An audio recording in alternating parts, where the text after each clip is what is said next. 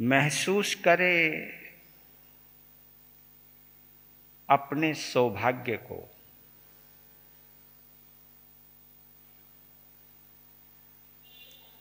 अनुमोदना करें अपनी पुण्यवाणी को।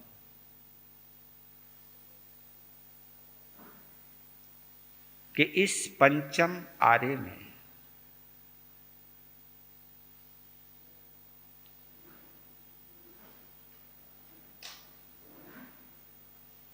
हमारे अंतिम तीर्थंकर भगवान महावीर स्वामी की अंतिम वाणी श्री उत्तराधीन सूत्र के माध्यम से हमें सुनने को मिल रही है।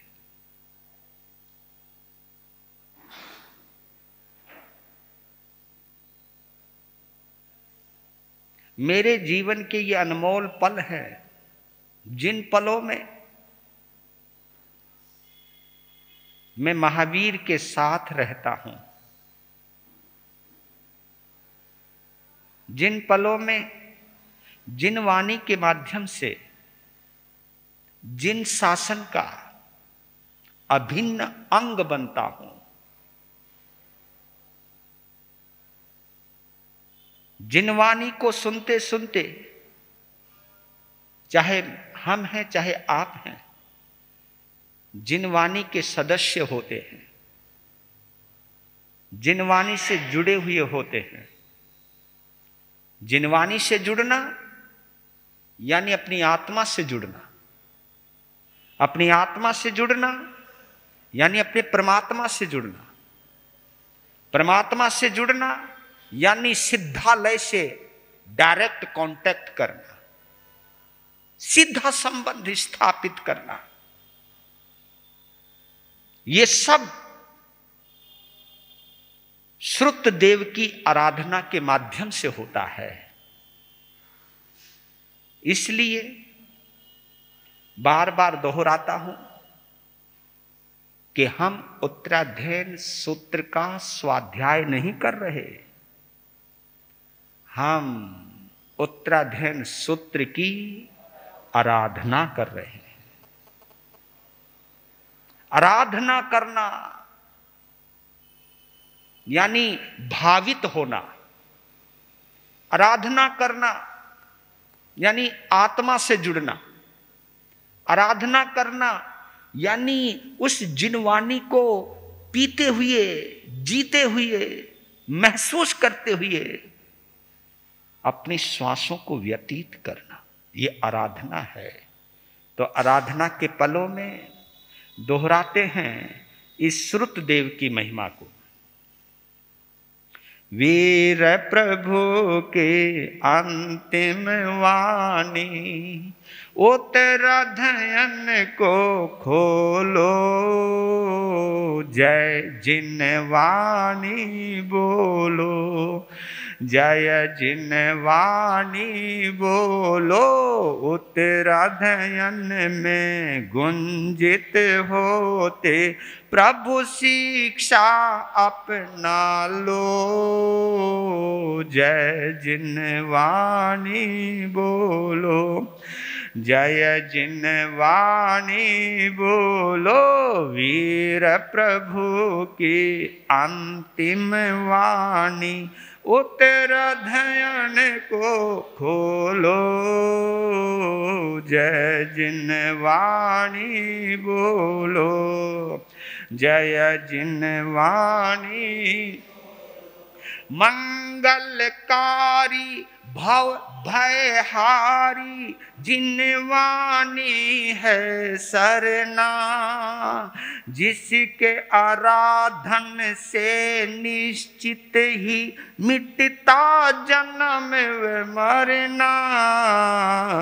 पाप कर्म को छोड़ के अब तो, पाप कर्म को छोड़ के अब तो जिन वाणी के होलो, जय जिनवाणी बोलो, जय जिनवाणी बोलो, वीर प्रभु की अंतिम वाणी, उत्तराधयन को खोलो, जय जिनवाणी बोलो, जय जिनवाणी। जिनवाणी का हर अक्षर ही अक्षय आनंद दाता, शब्द शब्द में सत्य धर्म का संदेशा मिल जाता, हर वाक्यों में वैराग्य की, हर वाक्यों में वैराग्य की गूंज हृदय में ढालो, जय जिनवाणी बोलो, जय जिनवाणी बोलो, वीर प्रभु की अंतिम वाणी, उत्तराधयन को खोलो, जय जिनवाणी बोलो, जय जिनवाणी। छलक रही है हर एक पद में तीर्थंकर की करुणा, जिससे जिन शासन जय पाता आगम सचा सरना, हम भी जीवन पावन कर ले, हम भी जीवन पावन कर ले, इधर उधर मत डोलो, जय जिनवाणी बोलो, जय जिनवाणी बोलो, वीर प्रभु की अंतिम वाणी, उत्तराधयन को खोलो, जय जिनवाणी बोलो, जय जिनवाणी।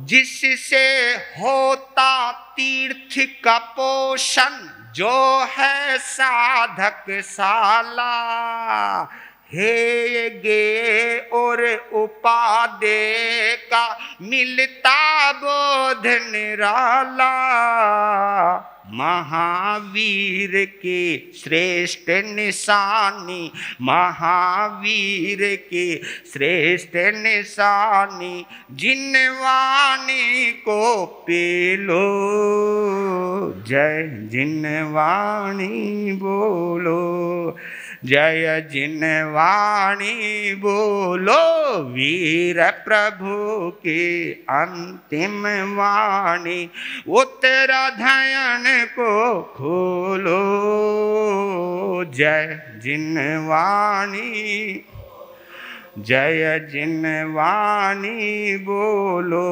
उत्तराधयन में गुंजित होते प्रभु शिक्षा अपना लो, जय जिनवाणी बोलो, जय जिनवाणी बोलो, जय जिनवाणी बोलो।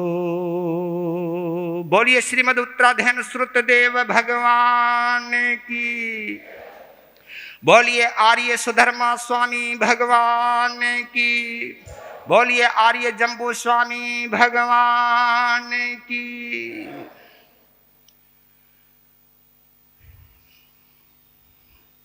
ये है, इनके पास ला दो, इनको ला करके दे दो। उत्तराधयन सूत्र रखा है क्योंकि जो खाली बैठे हैं वो पढ़ सकते हैं, जो नए लोग आए हैं उनको ला करके दे दीजिए।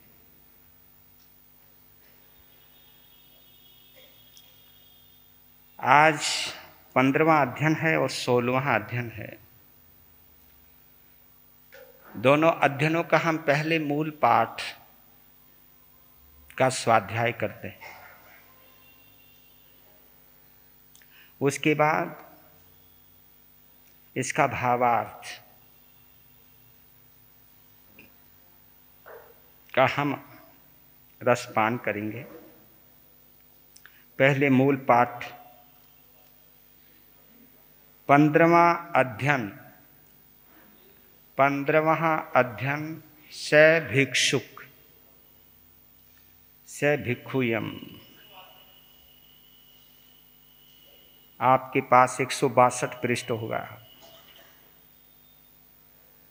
162 162।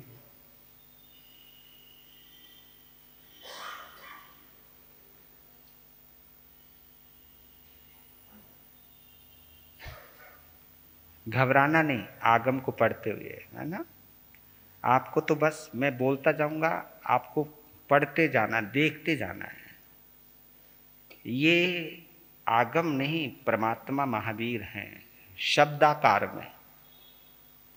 ये जो मूल वाणी है, ये शब्दों का जो आकार है, इस आकार में आपको प्रभु के दर्शन हो सकते हैं। और बाद में इस शब्दाकार का क्या महत्व है, उसको आप सभी अपनी भाषा में सुनेंगे। अभी फिलहाल प्रभु की भाषा में। मौनम चरिष्यामि समीच धम्मम सहिये उजुकड़े नियान छिन्ने संथवम जहिज अकाम कामे अन्याय से परिवय से जैसे भिक्षु रागो वरियम चरेज लाढ़े विरय व्यय वियाय रखिए पन्ने अभिभूय सौवदंसी जकम हिवीन मुछिए से भूखो अको स्वहम वितु धीरे मुनि चरे लाढ़े नियच माय गोते अवगमने संपहिठे जे कसीनम अहिया सैसे भिक्षु पंतम सैनासनम भैता शिवनहं विविहं चे दंस मसगम अवगमने असंपहिठे जे कसेनम अहिया सैस भिक्षु नो शक्ये मिच्छैने पुयं नो वे वंदनं कुपसंसम से संजय सुवये तव से सहिये आय गवे से भिक्षु जैन पुण्य जहाई जीवियम मोहम वाकसीनम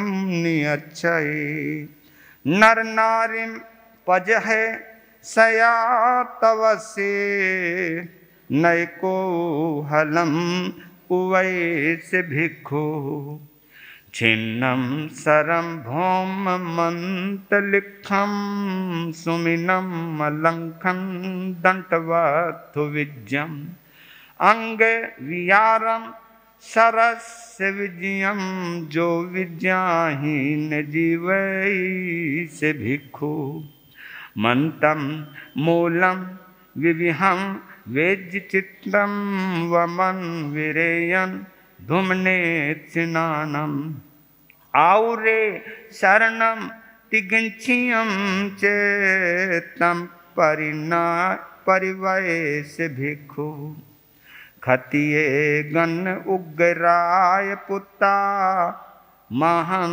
भोयई विविहाय सिप्पिनो नोते सिम वयई शिलोग पुयम तम परिणाय परिवय से भिक्षु गिहिनो जे पवयन दिठा अपवये नवे संतुया हविज्या तेसिम यह लोई फलठा जो संथवं ने करई से भिखु शयनासन पान भोजनम विविहम खाइमम साइमम परेसी अदय पड़ी सहिए नियंठे जे तथ्य ने पौसय से भिक्षु जम किंचि आहार पानम विविहम खाइमम साइमम परेन से लद्धुम जोतम तिविहैन नानुकंपे मनवय काय सुसंवुड़े से भिक्षु आया मगम चे जवो दनम चे सेयम चे सोवीर जवो दगम चे नो हिलाय पिंडम नीरसम तो पंत कुलाई परिवय से भिक्षु सद्दा विविहा भवन्ति लोए देवा मनुष्यगा तहा तिरिच्छा भीमा भय भैरवा उराला जो सोचा न वही जय से भिक्षु वादम विविहम समीच लोए सहिए खयानु गए को वियप्पा पन्ने अभिभूय सौवदन से ओ संते अविहडये से भिक्षु असीप जीवी अगिहे अमिते जियंदिये सवो विप मुक्के अनुकसाई लव अप भक्खी चेचागी हम एक चरे सो भिक्षु ते बैनी। 16वां अध्ययन ब्रह्मचर्य समाधि। स्वयं में अवसम तेनम भगवया एवं मखायम इहे खलु थेरे ही भगवंते हैं 10 बमचेर समाही ठाना पन्नता जे भिक्षु सोचा निसम संजम बहुले संवर बहुले समाही बहुले गुत्ते गुत्तन दिए गुत्त बम बिहारी सया अपमत्ते विहरे जा कहरे खलोते थेरे ही भगवंते हैं 10 बमचेर समाही ठाना पन्नता जे भिक्षु सोचा निसम संजम बहुले संवर बहुले समाही बहुले गुत्ते गुत्तन दिए गुत्त बम्भियारे सया अपमते विहरे जा इमे खलुते थेरे ही भगवंते ही 10 बमचेर समाही ठाना पन्नता जे भिक्षु सोचा निसम संजम बहुले संवर बहुले समाही बहुले गुत्ते गुत्तन दिए गुत्त बम्बिहारी सया अपमत्ते विहरे जा तंजहा विवताई सैना सनाई से विद्या से निगंथे नो इत्थि पशु पंडक संसताई सैना सनाई सेविता हवई से निगंथे तम कह मिति चे आयर्याह निगंथस्य खलु इत्थि पशु पंडक संसताई सैना सनाई सेवमानस्य बम्भियारस्य बमचेरे शंका वा कंखा वा वितिगिच्छा वा समुपजिज्जा भेयम वा लभ्यज्जा उम्मायम वा पावनिज्जा दीहकालियम वा रोगायंकम हवेज्जा केवली पन्नताओ वा धम्माओ भंसेज्जा जमहानो इत्थे पशु पंडक संसत्ताई सैना सनाई सेविता हवई से निगंथे नो इत्थिनम कहम कहिता हवई से निगंथे तम कह मिति चे आयर्यः निगंथस्य खलु इत्थिनम कहम कहे मानस्य बम्भियारिस्य बमचेरे शंका वा कंखा वा वितिगच्छा वा समुपजिज्जा भेयं वा लभ्येजा उम्मायं वा पावनिज्जा दीहकालियं वा रोगायंकम हविज्जा केवले पन्नताओ वा धम्माओ भंसेजा तमहानो इत्थिनम कहम कहेजा नो इत्थिहिम सद्धिम सन्नी से जा गए विहिरता हवै से निगंथे तम कह मिति चे आयर्याह निगंथस्य खलो इत्थिहि सद्धिम सन्नी से जाए गस्य बंभियारिस्य बमचेरे शंका कंखा वा विति गिच्छा वा समुपजिज्जा भेयं वा लभ्यज्जा उम्मायं वा पावनिज्जा दीह कालियं वा रोगायंकम हविज्जा केवले पन्नताओ वा धम्माओ भंसेज्जा तमहा खलु नो निगंथे इत्थिहिं सद्धिं सन्नि सेजा गए विहिरेजा नो इत्थिनम इंदियाई मनोहराई मनोरमाई आलोइता निज्जाइता हवै से निगंथे तम कह मिति चे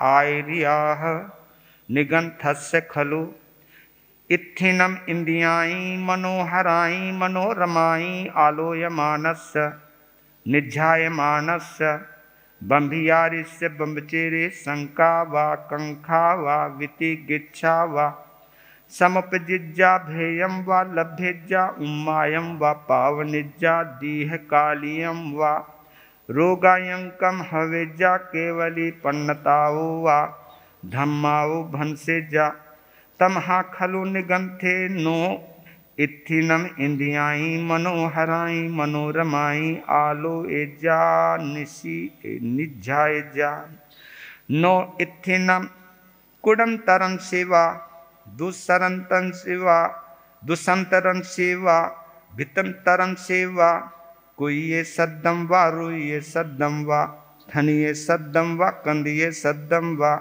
विलवीय सद्दम वा सुनेता हवै से निगंथे तम कह मिति चे आयर्याह निगंथस्य खलो इत्थिनम कुडंतरं शिवा दुसंतरं शिवा भितंतरं शिवा कुय्य सद्दम वा रुय्य सद्दम वा गीय सद्दम वा हस्य सद्दम वा थनिय सद्दम वा कंदिय सद्दम वा विलवीय सद्दम वा सुने मानस्य बंभियारिस्य बमचेरे शंका वा कंखा वा वितिगिच्छा वा समुपजिज्जा भेयं वा लभ्यज्जा उम्मायं वा पावनिज्जा दीहकालियं वा रोगायंकम हविज्जा केवली पन्नताओ वा धम्माओ भंसेज्जा तमहा खलु निगंथे नो इत्थिनम कुडंतरं शिवा दुसंतरं शिवा भितंतरं शिवा कुय्य सद्दम वा रुय्य सद्दम वा गीय सद्दम वा हस्य सद्दम वा थनिय सद्दम वा कंदिय सद्दम वा विलवीय सद्दम वा सुने माने विहरिजा सो जो निगंथे पुवरयम पुवका कीलियम अनुसरिता हवैस्य निगंथे तम कह मिति चे आयर्याह निगंथस्य खलो पुवरयम पुवकीलियम अनुसरमानस्य बमचर बंभियारिस्य बमचेरे शंका वा कंखा वा वितिगिच्छा वा समुपजिज्जा भेयं वा लभ्यज्जा उम्मायं वा पावनिज्जा दीहकालियं वा रोगायंकम हविज्जा केवली पन्नताओ वा धम्माओ भंसेज्जा तमहा खलु नो निगंथे पुवरयम पुवकीलियम अनुसरेज्जा नो पनियम आहारम आहारिता हवै से निगंथे तम कह मिति चे आयर्याह निगंथस्य खलु पनियम पान भोजनम आहारे मानस्य बंभियारिस्य बमचेरे शंका वा कंखा वा वितिगिच्छा वा समुपजिज्जा भेयं वा लभ्यज्जा उम्मायं वा पावनिज्जा दीहकालियं वा रोगायंकम हविज्जा केवली पन्नताओ वा धम्माओ भंसेज्जा तमहा खलु नो निगंथे पनियम आहारम आहारेज्जा नो ऐ मायाए पान भोजनम आहारिता हवै से निगंथे तम कह मिति चे आयरिया है निगंथस्य खलो ऐ मायाए पान भोजनम आहारे मानस्य बंभियारिस्य बमचेरे शंका व कंखा व विति गिच्छा व समुपजिज्जा भेयम व लभ्यजा उम्मायम व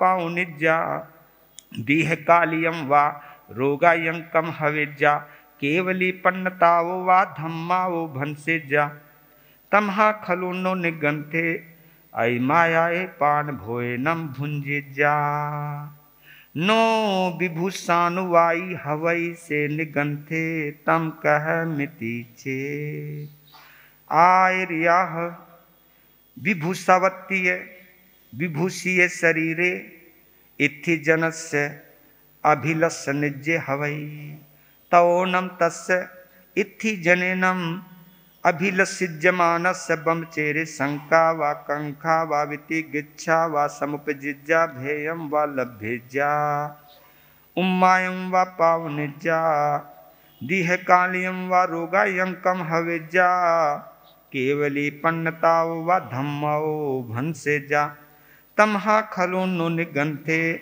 विभूषानुवाही सिया नो सद रूव रस गंध फासानुवाई हवई से निगंथे तम कह मिति चे आयरिया है निगंथस्य खलो सद रूव रस गंध फासानुवाई से बंभियारी से बम्बचेरे शंका व कंखा व विति गिच्छा व समुपजिज्जा भयम व लभ्यजा उम्मायम व पाउनिज्जा दीह कालियम व रोगायंकम हवेज्जा केवली पन्नताओ व धम्माओ भंसेज्जा तमहा खलु नु निगंथे सदरूव रस गंध फासानुवाई हविज्जा 10 में बमचेर समाही ठाने हवई भवंते इत्थ सिलोगा तंजहा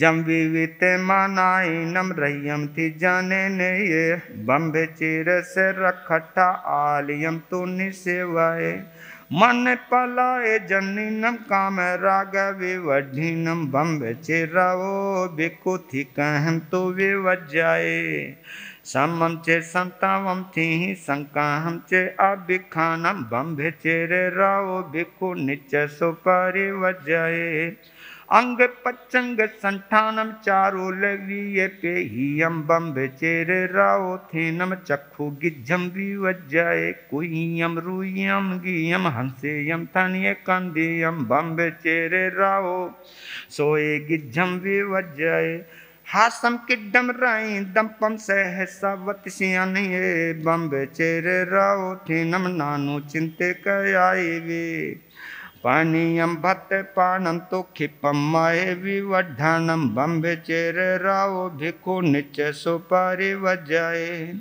धम्मे लद्धम्मियम काले जत्तथम पाणी हाने वम नाई मत्तम तो भुंजे जा बम्बे चेरे राओ सया विभूषम पारी वजे जा सरी पारी रमंडनम बम्बे चेरे राओ भिक्खु सिंगारथम ने धारे सद्दे रुवे ये गंधे ये रसे फासते है वे ये पंचे वी है काम गुने नीचे सुपारी वजाए आलवो थी जानाई नो थी कहाए ये मनोरमा संथाओ चेवे नारी नमता से में इंदी दारी सनम कोईयम रुईयम गियम हंसियम भूता सिनानी ये पानीयम भत पानम चे आई मायम पान भोयनम गत भूषण मिठम चे काम भुगाए दुजया नर सत गावे शिष विषमताल उड़म जहा दुजाए काम भोगए निचे सुपारी वजाए संकटा नानी संवानी वज्जे जपनी हानवम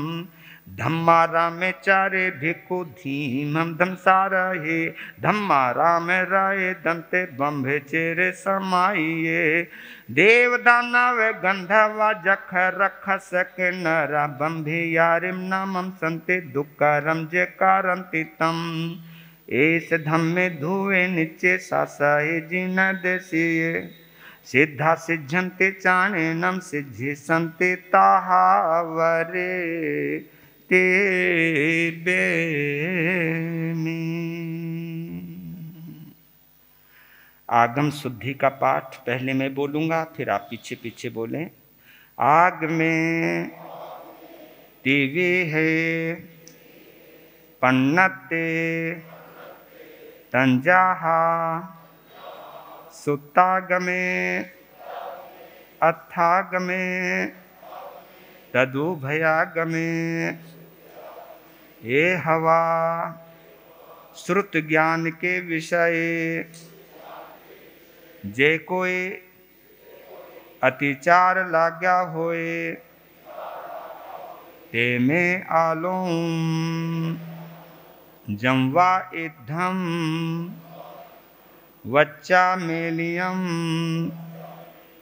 हिनक्षरम अचक्षरम पयहीनम विनयहीनम जोगहीनम घोषहीनम सुठो दिन्नम दुठो परिचियम एकाले कौसज्झाओ काले न कौसज्झाओ ऐसज्झाइए सज्झायम सज्झाइए न सज्झायम तस्मिच्छामि दुक्कडम तस्मिच्छामि दुक्कडम तस्मिच्छामि दुक्कडम। बोलिए श्रुतदेव श्रीमद् उत्तराधीन सूत्र भगवान की।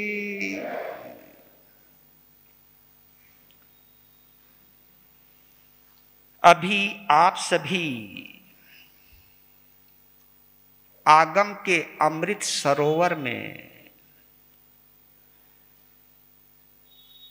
डुबकी लगा रहे थे।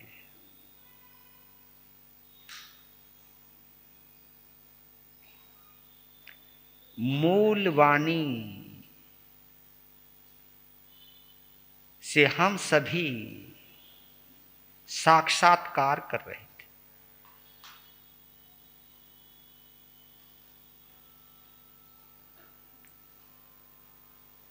सचमुच जब आगम हाथ में होता है ना,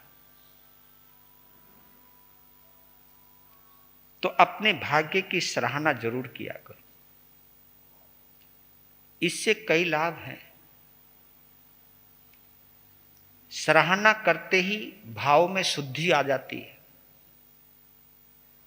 केवल सराहना करने से। क्योंकि हम सराहना तभी करते जब हम अहोभाव में भरे हुए होते हैं, और जब हम अहोभाव में भरे हुए होते हैं ना, उस वक्त अंदर कोई भी कलमश नहीं होता, कोई भी गंदगी नहीं होती। जब भी हम अहोभाव में होते हैं तो उस वक्त हम बड़े पवित्र होते हैं। दूसरा लाभ यह है कि जिस आगम को हमने अहोभाव से पढ़ा है, पढ़ने के बाद उसको हम ऐसे नहीं रखते। हाँ, उसको फिर हम ऐसे नहीं पटकते जहां धूल लग रही है।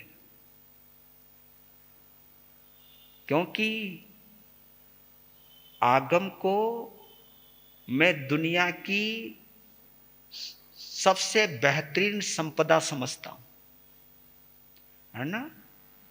जमीन पर नोट पड़ा हो, उसे तुरंत उठाते हो आप, फिर उसे झाड़ते हो, फिर चिपकाते हो, फिर अंदर छुपाते हो। ओए राम, इससे पता चलता है कागज तो वो भी है और कागज तो ये भी है ना।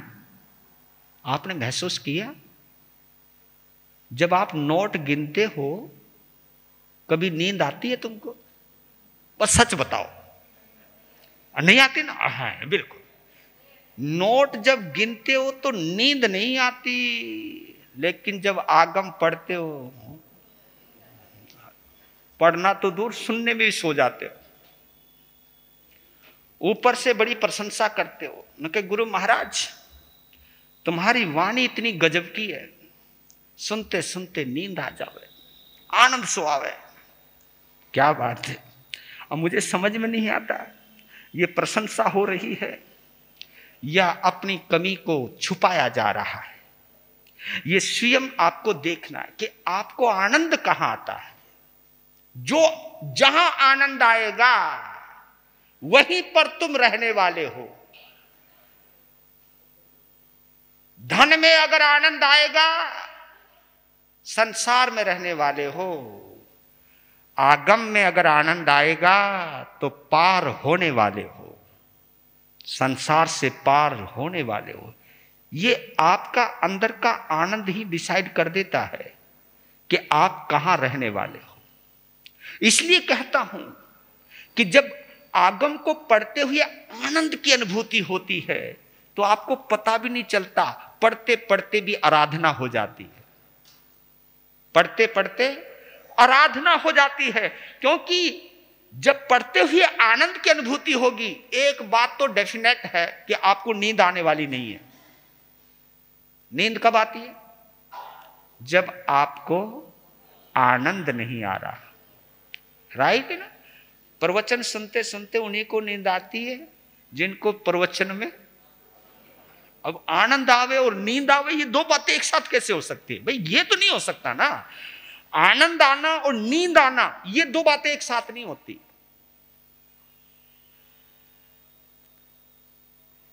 तो जिन्हें आगम को पढ़ने में, आगम को सुनने में आनंद आता है तो ये समझो वो साक्षात परमात्मा के दर्शन कर रहे होते।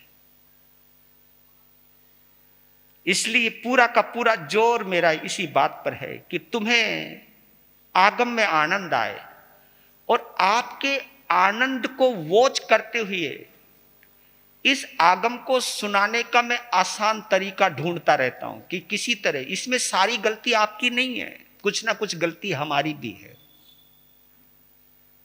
हम आगम को ऐसे सुनाते हैं जैसे कोई बहुत बड़ी चीज सुना रहे हैं। नहीं, आत्मा की चर्चा आत्मा से कर रहे हैं।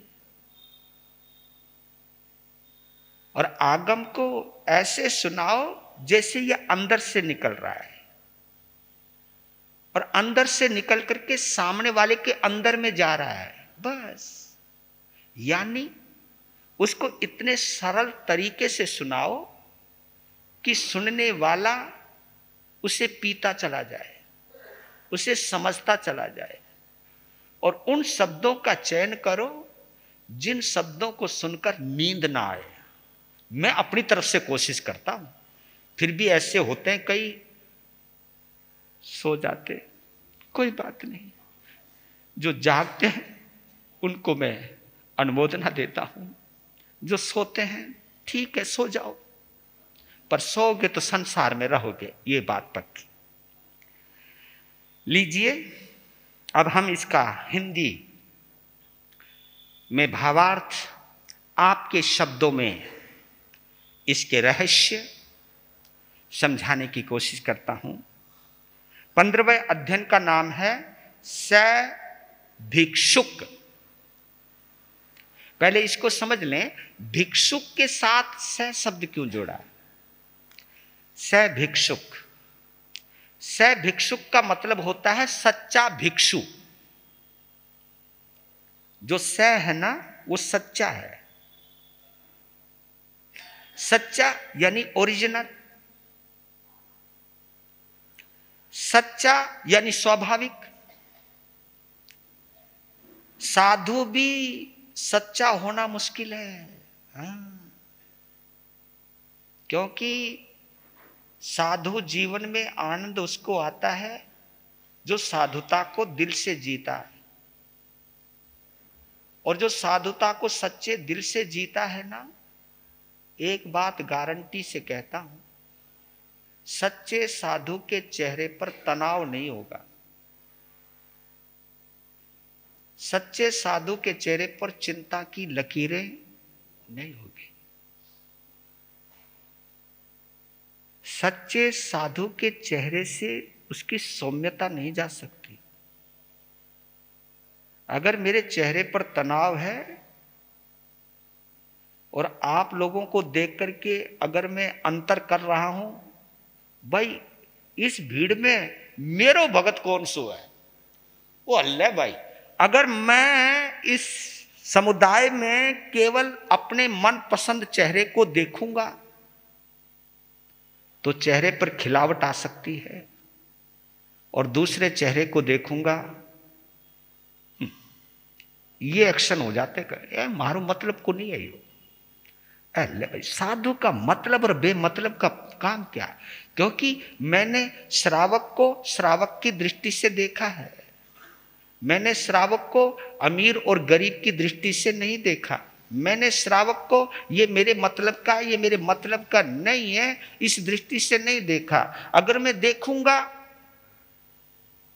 तो मेरे देखने में फर्क आ जाएगा, अगर देखने में फर्क आ जाएगा तो फिर बोलने में भी फर्क आ जाएगा, है ना। जिसको पसंद कर, और भाई क्या हाल है, बढ़िया है ना भाई, बड़े दिनों में आया भाई, याद नहीं आई तुझे। और देखो ऐसे बोल रहा है जैसे उसका बाप आया हो या उसकी पता नहीं कौन आया हो। और मुझे समझ में नहीं आता कि मैं अगर इस तरह से देखूं और दूसरा, अरे बैठना यार बाद में बात करते हैं, पहले बंदे से बात करने दे। अगर मैं इस दृष्टि से देखूंगा भैया तो ये मेरी साधुता के ऊपर प्रसन्न चिन्ह लग जाता है। तो पहले इस अध्ययन को हम समझ लेते हैं, वही गीत में जल्दी आता है समझ में ना।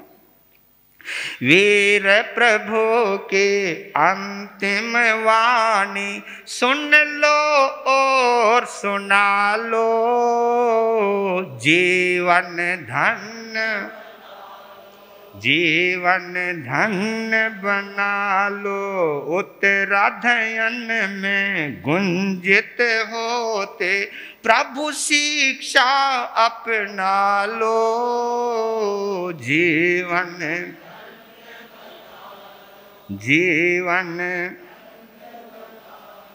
भिक्षु वही जो सरल मुमुक्षु, नहीं निदान की इच्छा, राग न पाले संस्तव छोड़े, अज्ञात बना ले भिक्षा, प्रतिबद्ध विहार करे जो, उनकी महिमा गालो, जीवन धन्य बना लो, जीवन आत्म रक्षक प्रज्ञाधारी, जिनवाणी का ज्ञाता, राग मुक्त हो परिसह जीते, सदाचार अपनाता, आत्म तुल्य है प्राणी सारे, आत्म तुल्य है प्राणी सारे, मूर्छा भाव हटा लो, जीवन धन्य बना लो, जीवन धन्य बना लो, वीर प्रभु के अंतिम वाणी सुन लो और सुना लो, जीवन धन्य बना लो, जीवन। भिक्षु की असली पहचान है वो सरल होना चाहिए। क्या होना चाहिए? साधु का मतलब है सरल, बस। और सरल जो होगा वो कभी भेदभाव नहीं करेगा, जो भेदभाव करेगा वो कभी सरल नहीं होएगा। ये एक निश्चित डेफिनेशन है, ये परमात्मा की घोषणाएं हैं। ये ऐसे नहीं कहा जब भी मैं भेदभाव करूं, क्योंकि संतों के चक्कर में आप लोगों को भी झूठ बोलना पड़ जाता है। हाँ लो जी, इतना डर है तुम्हारे अंदर, और डर भी तुम्हारे स्वार्थ की वजह से तुम्हारे अंदर डर है, नहीं तो डरने की जरूरत नहीं। संतों से डरने की क्या जरूरत है? लेकिन याद कर लेना, मैं अगर तुम्हें रिझाऊं तो समझो मेरे में स्वार्थ है, और तुम अगर मेरे से डरो फिर तुम्हारे में स्वार्थ है। क्योंकि मेरे में स्वार्थ है तो तुम्हें रिझाऊंगा, तुम्हारी गलतियों को छुपाऊंगा, क्योंकि यार गलती नहीं बतानी, बंदा हाथ से निकल जाएगा। प्रशंसा करो, बहुत बड़ा सेठ है, चाहे 2 नंबर का पैसा कमा रखा हो, भाई इतना बड़ा दानवीर कोई हो ही नहीं सकता।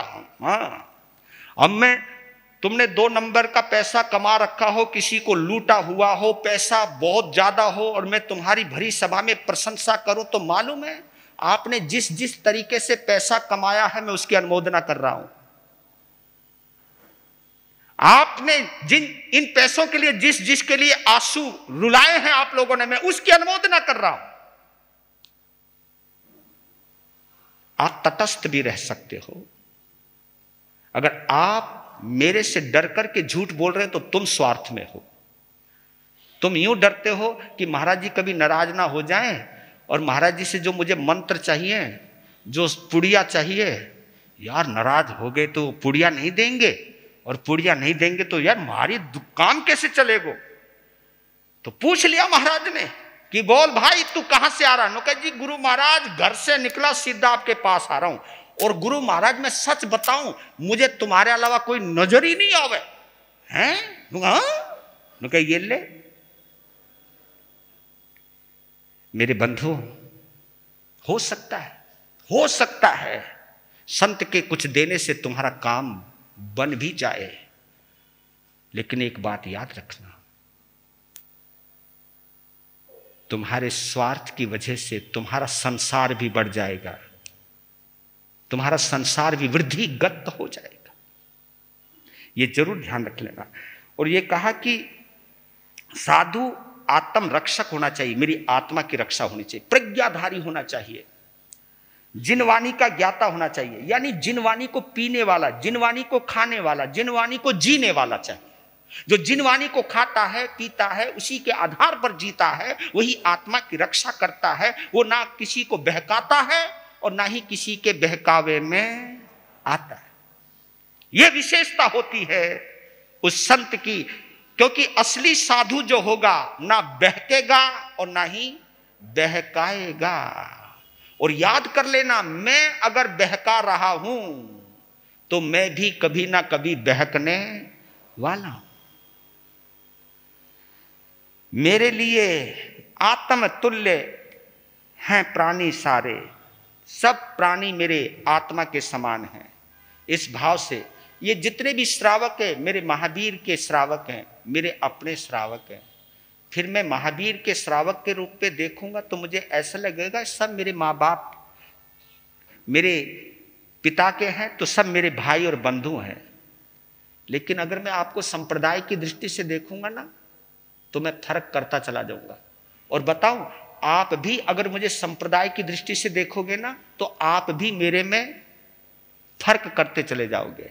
और ये जो फर्क है ना, ये फर्क हमारे आत्म विकास को बोलो बोलो रोकने वाला है।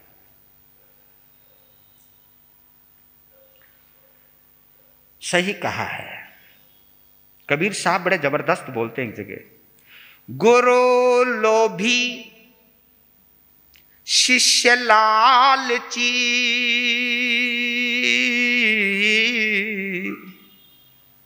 दोनों खेलें दाव,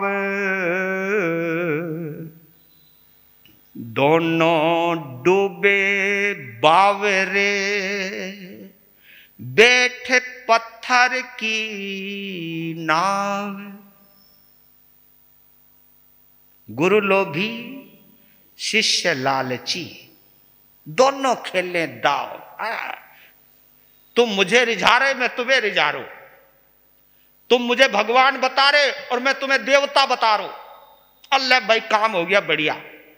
मैं अगर तुम्हें देवता बताऊं और तुम मुझे भगवान बताओ, कनेक्शन जुड़ गया। इसमें कोई भगवान देव नहीं है, मतलब अपना स्वार्थ है।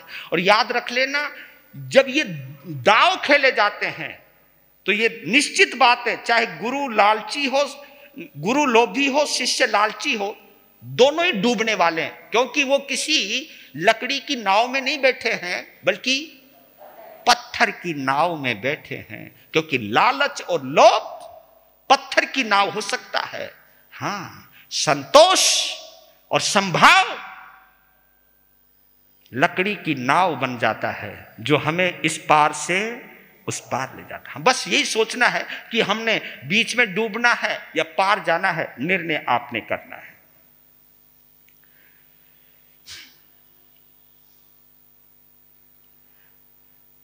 वंदन पूजा और प्रशंसा नहीं सत्कार विभाए, संयत सुब्रत और तपस्वी सबके हित को चाहे।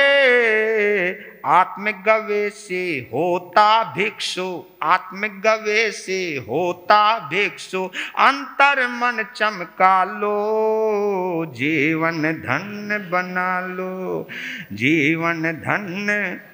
और भी सोचना है, मोह कर्म का बंद जहां हो उसकी संगत छोड़े, लौकिक विद्याओं से अपनी जीविका नहीं जोड़े। करे नहीं कोई कौतुक भिक्षु, करे न कोई कौतुक भिक्षु, पाप सूत्र को टालो, जीवन धन्य बना लो, जीवन धन्य।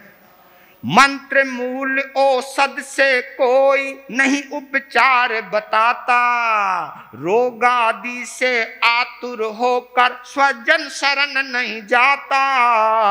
श्लाघा निंदा करे न भिक्षु, श्लाघा निंदा करे न भिक्षु, हे ये समझ के टालो, जीवन धन्य बना लो, जीवन धन्य बना लो। लौकिक फल की चाहत में संग नहीं वो करता, भिक्षा कोई बिना दे तो समता में वो रहता। ज्ञान दान ही करता भिक्षु, ज्ञान दान नहीं करता भिक्षु, ज्ञान का दीप जला लो, जीवन धन्य बना लो, जीवन धन्य बना लो। एक तो हमें ये सोच के चलना है कि मान प्रशंसा और अपनी इज्जत के लिए मुझे साधु नहीं बनना। लोग मेरी घर में मेरी इज्जत नहीं है, चलो मैं साधु बन जाता हूं, कम से कम लोग पांव तो छुएंगे, है ना। भगवान ने तो यहां तक कहा है, त्याग भी करना है ना, क्रिया भी अगर पालनी है ना, तो लोगों का सम्मान पाने के लिए नहीं पालनी, अपना कल्याण करने के लिए पालनी। अगर मैं बहुत ऊंची क्रिया पालता हूं और लोगों को इंप्रेस करने के भाव है कि लोग, मैं जितनी ऊंची क्रिया पालूंगा लोग उतने ही ज्यादा प्रभावित होंगे, उतने ही ज्यादा जुड़ेंगे, अगर ये मेरा दृष्टिकोण है तो वो क्रिया भी दो धेले की है, दो धेले की। अगर मेरे अंदर ये भाव है कि लोग मेरी इज्जत करेंगे, नो, मान सम्मान पाने के लिए मुझे क्रिया नहीं पालनी, अपना कल्याण करने के लिए पालनी है। और जिनके संसर्ग में आकर के मेरे अंदर मोह कर्म का उदय हो, मोह कर्म का उदय समझते हो, जिनके पास आने के बाद मुझे दूसरा अच्छा ना लगे, यानी कोई चेहरा ही मुझे अच्छा लगे, तो उन चेहरों से मैं बंध जाऊं, औरों को मैं इग्नोर मारने लग जाऊं, तो समझो मोहनीय कर्म का उदय हो रहा है। तो मुझे इन चक्रों में नहीं पड़ना है। दूसरी बात कि मैंने ना किसी की झूठी प्रशंसा करनी है और ना ही किसी की झूठी निंदा करनी है। निंदा तो वैसे भी नहीं करनी, झूठी प्रशंसा भी नहीं करनी, और अगर किसी की मैंने बुराई देख भी ली है तो भी उस बुराई को अपने मुख से बोलना नहीं। ये संत लोग, हम लोग बहुत ज्यादा करते हैं, और संतों की जन्म पत्रियां खोल खोल के बैठ जाते हैं। कोई भी आता है, अरे यार वो ऐसा ऐसा कांड कर दिया उस साधु, अबे तुमने सुना भाई, है उसने ऐसा ऐसा काम कर दिया। अगर अपने आने वाले श्रावकों के पास किस लिए बोल रहा हूं, ये मैं इसलिए बोल रहा हूं ना कि तू जो हमें मानता ना तू सही है, उनको मान के कुछ नहीं फायदा, उनकी तो लोग इज्जत नहीं करते हैं। अगर मेरा दृष्टिकोण यही है कि लोगों की सामने अगर मैं ये सोच के बुराई करूं कि इनकी नजरों में मेरी इज्जत बढ़ जाएगी, एक बात याद कर लेना, ये मैं खुद को सुना रहा हूं, दूसरे को बेइज्जत करके आप अपनी इज्जत नहीं कमा सकते, निश्चित बात है। किसी की बुराई करके आप अपनी प्रशंसा नहीं कमा सकते, ये हमें मान लेना चाहिए। और लोगों का जमावड़ा जमाने के लिए मैंने कुछ ऐसा वैसा नहीं करना, जैसे मंत्र है, तंत्र है, ज्योतिष है, ये हम लोग ज़्यादा करने लग गए क्योंकि लोग दुखी हैं। और कभी कभी तो कई कई ऐसी जगह होती है, साधु संतों के पास कथा में इतनी रौनक नहीं होती जितनी कथा के बाद आने जाने वालों की, क्योंकि कुछ ना कुछ मिलेगा। अगर मैं लोगों को प्रभावित करने के लिए, लोगों को अपने से जोड़ने के लिए आगम वाणी के अलावा कुछ भी पाप स्रोत का सहारा लेता हूं, मंत्र तंत्रों का, ज्योतिष का अगर मैं सहारा लेता हूं, तो लोग तो प्रभावित होंगे, इसमें कोई दो राय नहीं है। लेकिन तेरा जन्म भी प्रभावित होगा, मैं भी संसार का हिस्सा बना रहूंगा, ये सोच के चले। तो सच्चा भिक्षु कौन है? इसमें ये गुण दिखलाए कि हमारे चलने का, फिरने का, खाने का, पीने का, जीने का तरीके में साधुता रहनी चाहिए, उसमें सच्चाई होनी चाहिए, उसमें ईमानदारी होनी चाहिए। और जो सच्चा साधु है वही आत्मा का कल्याण करता है। अब 16वां अध्ययन है ब्रह्मचर्य समाधि का। ये भी हमारी साधुता के साथ साथ जुड़ा हुआ है और ये हमको इसका ऊपर गहराई से वॉच करना चाहिए। और नाम है इसका क्या है? ब्रह्मचर्य समाधि स्थान। बड़ा अच्छा है। ब्रह्मचर्य का अर्थ अलग है, समाधि स्थान का अर्थ अलग है। ये दो शब्दों को जोड़ के बना है ब्रह्मचर्य समाधि। ब्रह्मचर्य का अर्थ होता है स्वभाव रमन, ब्रह्मचर्य का अर्थ होता है आत्म रमन, ब्रह्मचर्य का अर्थ होता है स्वरूप बोध। स्वरूप बोध का मतलब यानी अपने आप को पहचानना। स्व कहते हैं अपने को, रूप कहते हैं अपनी, जो भी तेरा इंटरनल करैक्टर है, जो भी तेरा इंटरनल जीवन है, स्वरूप है जो, उसका बोध होना चाहिए। यानी सबसे पहले तो ये होना चाहिए कि मैं साधु हूं, और उसके और गहरा बोध होना चाहिए कि तू साधु किस लिए बना है, ये भी एक बोध होना चाहिए। और फिर उसके बाद जो ये बोध जागृत होता है तो इसमें एक और विशेषता आती है कि साधु आत्म रमन करे, आत्मा में रमन करे। तो फिर आई कि समाधि स्थान क्या है। समाधि स्थान कहिए या वातावरण कहिए या एनवायरमेंट कहिए, बात एक ही है। समाधि स्थान यानी वो जगह जहां एक ब्रह्मचारी को समाधि प्राप्त होती है, एक एनवायरमेंट मिलता है, एक वातावरण तैयार होता है। उस वातावरण, क्योंकि वातावरण के आधार पर ही ब्रह्मचर्य नहीं होता है, बस यह है कि वातावरण के अनुसार उसको आंतरिक स्वरूप बोध को प्राप्त करने में सहयोग मिलता है। दो चीजें होती हैं, एक है ब्रह्म, एक है ब्रह्म शब्द और एक है भ्रम। भ्रम समझते हो आप? एक भय शब्द है और एक बै शब्द है, बै।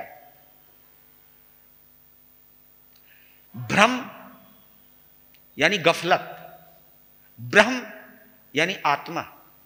और आपको बताओ भ्रम शब्द जो है इसको हम संसार भी कहते हैं। संसार, भ्रम, बस तू किसी भ्रम में मत रह, किसी गफलत में मत रह। तो संसार जो है वो भ्रम है, आत्मा जो है वो ब्रह्म है। और जो गृहस्थी है वो संसार में रहते हैं। संसार में रहते तो कई भ्रम में जीता ही रहता है, कई गफलतों में रहता ही रहता है। लेकिन साधु ब्रह्म में रहता है, ब्रह्म में यानी आत्मा में रहता है। चर्य यानी आचरण करता है, चर्य यानी चलता है। आत्मा में विचरण करता है, आत्मा में निवास करता है, आत्मा में रमण करता है, और आत्मा में रमण करने से ही संसार के भ्रम दूर होते हैं, आत्म रमण प्राप्त होता है। तो आत्म रमण को पाने के लिए ये ब्रह्मचर्य है। इसमें कुछ नियम बतलाए हैं कि संत को अपनी ब्रह्मचर्य की सुरक्षा करने के लिए किस वातावरण में रहना चाहिए, किस वातावरण को टालना चाहिए। उसमें 10 स्थान भी बतलाए हैं, ब्रह्मचर्य के समाधि के 10 स्थान बतलाए हैं। उन स्थानों की चर्चा की, उस वातावरण की चर्चा की है। और क्योंकि इन चीजों से क्या होता है कि किसी भी साधु के ऊपर अगर इसके अनुसार चलता है जो ये बताया गया है, तो विश्वास जन सामान्य को हो जाता है। अगर इनमें कुछ गड़बड़ होनी शुरू होती है तो साधु भी कितना बड़ा क्यों ना हो, फिर भी वो शंका का स्थान बन जाता है। फिर भी लोग उसके बारे में टिप्पणियां करनी शुरू कर देंगे, फिर भी लोग कुछ ना कुछ बोलना शुरू कर देंगे। तो क्योंकि उसने ऐसा बोलने को मजबूर कर दिया है लोगों को, तो हमें उन चीजों को टालना चाहिए जिन लोगों को हमारे संयम पर, हमारे जीवन पर। और एक बात जरूर कहता हूं कि चाहे आप हो चाहे मैं हूं, हम छद्मस्त हैं और हम संगी पचिंद्री हैं। और संज्ञा किसको कहते हैं? 4 प्रकार की संज्ञाएं बतलाई हैं। एक आहार संज्ञा, एक भय संज्ञा, एक परिग्रह संज्ञा और एक मैथुन संज्ञा। संज्ञा कहते हैं कि ये 4 संज्ञाओं के आधार पर हमारा तुम्हारा जीवन चलता है। जीवन तो अरिहंतों का भी, सर्वज्ञों का भी रहता है, लेकिन अब इन 4 संज्ञाओं का वहां कोई हस्तक्षेप नहीं रहा, हस्तक्षेप नहीं रहता वहां पर। यह बड़ी विशेषता रहती है जो उस स्थिति को प्राप्त हो जाते हैं। लेकिन हम और तुम चाहे 4 ज्ञान के धारी क्यों ना हो जाए तो भी हम छद्मस्त हैं। यानी मन अपना काम करता रहता है। संज्ञाएं जो हैं ये मन के आधार पर चलाई गई हैं, ये आत्मा के आधार पर नहीं चलाई गई हैं। संज्ञाएं मन के अनुसार चलती हैं, संज्ञाओं से मन जुड़ा है। आहार, अगर जीवन है तो भूख तो लगेगी, भूख लगेगी तो खाया तो जाएगा। यानी कोई ये तो नहीं कह सकता मैं खाए पिए बिना रह जाऊंगा, नहीं, खाऊंगा। हमें यह सोचना है मुझे क्या खाना है, कैसा खाना है, जिससे मेरे जीवन में विकार ना आए। हमको खाना है, पीना है, सोना है, जीना है, लोगों से जुड़ना है, बिछुड़ना है, कुछ भी संसार का कार्य करना है। हमें अपनी साधना को आगे रख करके करना है कि उस साधना के मैं उस वातावरण में ना जाऊं जिस वातावरण से ये संज्ञाएं प्रभावित हो जाए या संज्ञाओं के प्रभाव में मैं आ जाऊं। ये हमें विचार जरूर करना है कि ये नहीं कि मैं 24 घंटे खाता रहूं, ये भी नहीं कि मैं हर वक्त खाता रहूं। मैं ये सोच सकता हूं कि बस इतना खाऊं जिससे मेरा शरीर चले, बार बार ना खाऊं तो पौष्टिक ना खाऊं। आप लोग हो ना भर देते हो, महाराज जी, कईयों की तो शिकायत, महाराज जी हमारे घर से कुछ लेवे कौन नहीं। अजी आप लोगों को भी भावुक नहीं होना चाहिए देने के अंदर कि महाराज जी को इतना माल पेल दो। और माल पेल दोगे कोई बात नहीं, पर उस माल को खाने के बाद असर किसके ऊपर होने वाला है? हमारे ऊपर ही होने वाला है। उसके परिणाम भी तो गंदे आ सकते हैं। जब परिणाम गंदे आते तो फिर निंदा काहे को करते हो? फिर निंदा भी तो नहीं कर सकते। देते वक्त निंदा नहीं, देते वक्त नहीं सोचा, फिर कुछ होता है तो फिर बोलते क्यों हो? फिर बोलना भी नहीं चाहिए। ये आपको विचार करना चाहिए कि साधु के जीवन जिसके अंदर सुरक्षित रहे, हमें वही खाना पीना देना है। आहार संज्ञा, भय संज्ञा, परिग्रह संज्ञा, मैथुन संज्ञा, ये जो संज्ञाएं हैं इन्हीं के आधार पर ये रिक्वायरमेंट बन जाती है और इन रिक्वायरमेंट को हमें रोकना है। तो इसलिए आप ये देखिए, आहार बाहर का है, विकार अंदर का है। तो विकार को संतुलित करने का संबंध कहीं ना कहीं आहार से जुड़ा हुआ है। और ये तो आप लोग भी बोलते हो, जैसा आहार वैसा विचार, जैसा अन्न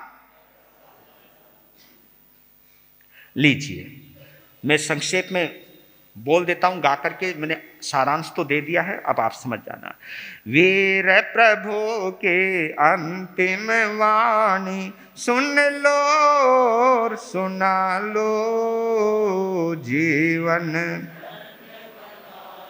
जीवन शील वृत्ति नहीं होता केवल, तन आसक्ति तजना, शुभ भावों से भावित होना, अंतर शुद्धि करना, संयम संवर की चर्या से, संयम संवर की चर्या से ब्रह्म समाधि पालो, जीवन जीवन सभी इंद्रियों का संयम हो, पापों के वर्जन में, निश्चय से तो ब्रह्म समाधि होती आत्म रमन में, साधन की शुद्धि के बल पर, साधन की शुद्धि के बल पर सिद्धि साध्य बना लो, जीवन धन्य बना लो, जीवन नहीं मिले एकांत नार से। ये 10 स्थान बतलाए हैं कि एक साधु को नारी से और एक साध्वी को पुरुष से, ये अपने आप इंक्लूड है, अपने आप जोड़ सकते हैं। नहीं मिले एकांत नार से, ना बैठे उनके आसन, कथा करे ना रूप रंग की, नहीं हो संग एकासन, चक्षु गृद्धि रखो ना उनसे, चक्षु गृद्धि रखो ना उनसे, शब्द गृद्धि भी टालो, जीवन धन्य बना लो, जीवन यानी किसी को देखते ही आंखों में चमक आ जाना, होए ये जो चीज होती है ये कामुकता है ना। मतलब फिर उसकी प्रशंसा करना, तुम बहुत सुंदर लग रहे हो, बहुत प्यारे लग रहे हो, इस तरह की शब्दावली का अगर हम इस्तेमाल करेंगे तो इसको हम चक्षु गृद्धि कहते हैं। और सामने वाला भी, हमें शब्द गृद्धि में भी नहीं आना, कोई लुभावने शब्द बोलने लगे हमारे आगे और हमको एक आदत पड़ जाए, ये शब्द बोलेगा तो मेरा दिल बादशो बादशो उछलेगा, दिल गार्डन गार्डन होएगा। अगर ऐसे शब्दों को सुनने की भी इच्छा नहीं रखनी, कि जिन शब्दों को सुनने के बाद मन मेला होने लगे, मन मत मेला होने लगे, मन में वासनाएं जागृत होने लगे, हमें ऐसा ना देखना है ना ऐसा बोलना है। याद करे नहीं पूर्व भोग को, आखिर जिंदगी कहीं ना कहीं से तो जुड़ी हुई रहेगी। याद करे नहीं पूर्व भोग को, सरस भोज ना खाए, अधिक नहीं खाना पीना हो, तन को नहीं सजाए, शब्द रूप रस गंधादि से, शब्द रूप रस गंधादि से आसक्ति को हटा लो, जीवन धन्य बना लो, जीवन धन्य बना लो। वीर प्रभु के अंतिम वाणी सुन लो और सुना लो, जीवन धन्य बना लो, जीवन धन्य बना लो। तो ये 10 स्थान आपको शायद समझ में आए या नहीं आए। एकांत में नारी से नहीं मिलना, एकांत में उनके साथ नहीं बैठना और उनके रूप रंग की कथा नहीं करना, इसको हम स्त्री कथा कहते हैं। साध्वी पुरुष कथा ना करे और संत स्त्री कथा ना करे, और स्त्री के साथ सट करके नहीं बैठना ये, और चक्षुगृद्धि यानी उसको आसक्ति से, कामुक दृष्टि से नहीं देखना, और उसके लुभावने वाले शब्दों पर गौर नहीं करना, और जो हमने पहले भोग भोगे हैं उन भोगों का साधु बनने के बाद स्मरण नहीं करना, भोगे हुए भोगों को याद नहीं करना, और स्वादिष्ट भोजन ज़्यादा नहीं खाना, पौष्टिक भोजन नहीं खाना, और ज़्यादा नहीं खाना, अधिक नहीं खाना, शरीर को नहीं सजाना, और शब्द, रूप, रस, गंध, स्पर्श आदि ये काम गुण है, 5 गुण। यानी इनके अंदर मन चाहे शब्द, मन चाहा भोजन, मन चाहे दृश्य, मन चाहा रूप, मन चाहा स्पर्श, इन 6 चक्रों में नहीं आना। अगर आओगे तो भैया ये जनता है, ये पब्लिक है, ये सब जानती है, ये कहे बिना रुकेगी नहीं। लोगों को बोलने का मौका हमें अपनी तरफ से नहीं देना चाहिए। इसके लिए तो एक सिद्धांत मुझे बहुत प्यारा लगता है, यद्यपि शुद्धम लोक विरुद्धम न करणीयम न करणीयम। कई कहते भी मारो तो दिल शुद्ध है जी। भाई तेरा दिल शुद्ध है, लेकिन वो काम अगर लोक विरुद्ध है, लोग उसे गलत मानते हैं, तो ऐसे कार्य को कभी भी नहीं करना चाहिए। न करणीयम न करणीयम, वो करने के योग्य नहीं है, उन कार्य को छोड़ देना चाहिए। हमारे साधु जीवन पर कोई उंगली उठाए, अपनी तरफ से जानबूझ करके मौका नहीं देना चाहिए। अगर फिर भी कोई द्वेषवश कोई टिप्पणी करे, तो उन टिप्पणी में आकर के हमें संभाव में रहना चाहिए। हमें ये मानना चाहिए कि हमारी कर्म निर्जरा हो रही है। तो इस प्रकार समय हुआ आज आपका। वीर नाम के हीरे मोती